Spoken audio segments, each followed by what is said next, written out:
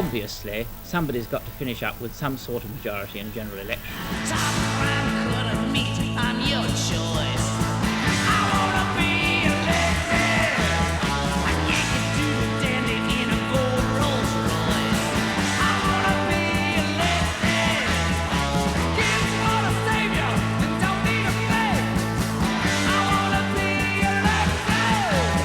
We're all gonna rock to the rules that I make. I wanna be elected. In this election, rules are going to be broken. Changes to the state, Europe and the Union could be on the horizon. One of the big political parties might not make it through the next parliament. This election could change everything. Most post-war general elections have been predictable. 1974 and 1992 were unpredictable, just in fairly straightforward ways. Opinion polls are pointing towards yet another hung parliament, but this time there are 6 political parties involved. Pretty much everybody agrees that the next election is the most difficult to call since the Second World War. Can I call this election? I think not. It's the most unpredictable, undoubtedly the most exciting election I would have thought this country's faced for a very, very long time. Only an imbecile would call the next election. If you're going around asking people to do that, you're off your head. I have to shrug my shoulders. I'm theoretically an expert, and I know that I don't know. After the war, things were static. If the Tories withered, Labour would bloom and vice versa. Between them, they won 90% of the vote.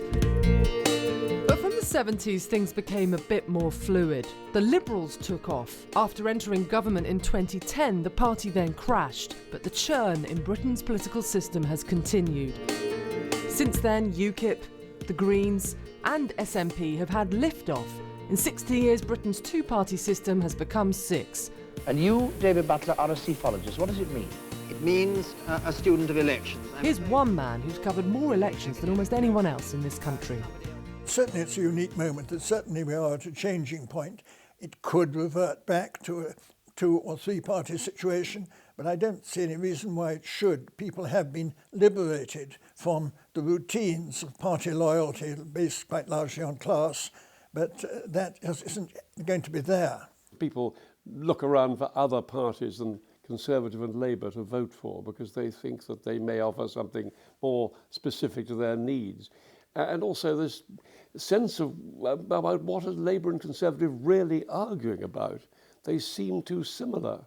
So people look for other alternatives. And I think that's a problem for the main parties, and that does help the thing fragment.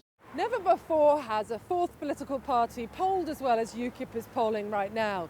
Factor in the SNP and the Greens and you have 3 electoral phenomena without much historical precedence.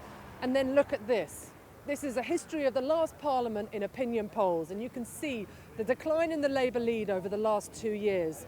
Those votes haven't switched back to the Conservatives, they've gone to the others. There's been a march from the mainstream. It's a triple incumbency. The Conservatives and Liberal Democrats are being punished for the decisions they've taken in power. Labour, in power so recently, is also suffering. People are profoundly sick of politics and politicians. There is something broken in the way our democracy works, and mainstream politicians have failed to grapple with that, and failed in a lamentable and very public fashion. So what do we know? It's the first peacetime coalition, first time Liberals in government since the war, and the first time an election has 6 parties. What don't we know? Will UKIP hold up? Will the SNP hold up? Will Lib Dems recover? Where will the Lib Dem vote go? Will Labour win despite being behind on the economy? Position is extraordinarily stable. It don't mean a thing if it ain't got that swing.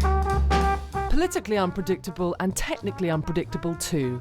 Well, the poor old springometer is in trouble, I think, because the springometer essentially is the best guide to the change the shift between 2 main parties. When you have 3, or even the Lib Dems in the 80s and 90s, which was quite difficult to cope with a three-party breakup. But now you've got, goodness knows how many parties all fighting for it, the poor old springometer becomes less relevant. Britain's had a rump parliament, a long parliament, a short parliament. The next one could be called a splitting parliament. Everywhere you look, breakups are possible. Breakup with Europe, breakup of the Union, breakup of the size of the British state, even political parties could fall apart.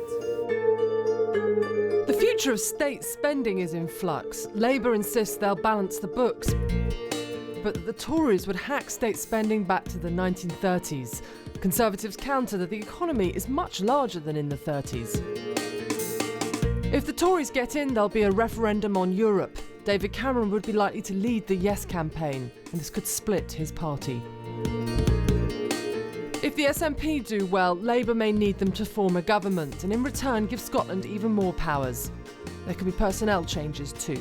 Uneasy lies the head that wears the crown.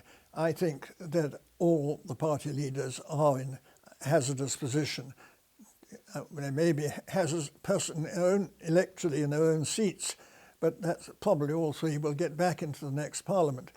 But whether they continue to retain the support of their own people is very, very doubtful. Now, I would certainly expect that we shall not have the same three-party leaders 9 months from now. And so to the general election result. Deals struck behind closed doors. Westminster could resemble a bazaar, parties haggling for the best deal. Voters do not determine the outcome of an election. We know that now to be fact. They did not determine the outcome of the 2010 election, whatever blather we get from the parties about a split decision. Oh yeah, it was a split decision. It was split several ways, many ways. We could have had anybody forming that coalition. We're in remarkable times, but one of the most remarkable things about the British system is that it does manage to cope.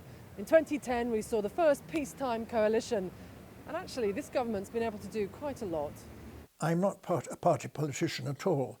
I'm very much a political voyeur. I like seeing what's happening, and I'm having a grand finale to my life as I watch the politics of the present sorting itself out into some sort of New Deal. But I'm very confident that there will be a New Deal, and we'll be talking about some sort of semi-settled arrangement by the end of next year. I think it would be probably, I suspect, true to say that at the general election people will edge back to support the parties they fundamentally feel related to, Labour and Conservative and sort of Liberal in the centre. And that the protest parties, which I would call UKIP and one or two other parties like the Greens as well, really, I think they will tend, I'm afraid, to fail. I say I'm afraid because it's rather fun to think of an election where everybody's having lots of seats. I think they will fade.